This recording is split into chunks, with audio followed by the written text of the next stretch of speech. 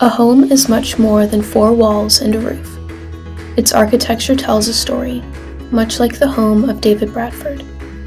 He and his family lived here from 1788 to 1794. Their residency was cut short due to his role in the Whiskey Rebellion. The original mahogany staircase, touched by many political figures, the study, which hosted many colleagues and clients, and the original door where Alexander Hamilton knocked looking for David Bradford, all tell the story of his life. The beauty of the house reflected Bradford's social standing and practical defense. Tall, painted walls and open windows illuminated each room. The name David Bradford might not ring a bell for most, like the names George Washington or Abraham Lincoln, but he has an interesting story, like many other historical figures. The established lawyer and Deputy Attorney General's call to fame was the Whiskey Rebellion, partially caused by the lack of federal courts, absent landlords, and the obvious high tax on whiskey. For the newly formed U.S. government, the rebellion was its first test of authority.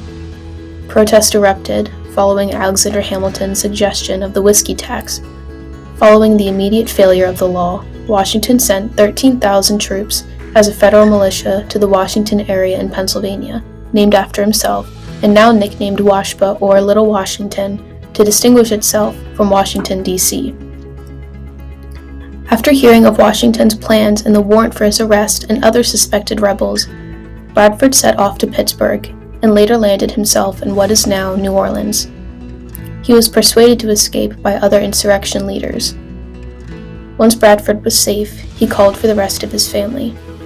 He was later found by authorities, and after being pardoned by John Adams, he returned to Washington to sell his home. The house had been converted into a furniture and coffin store in the 1900s.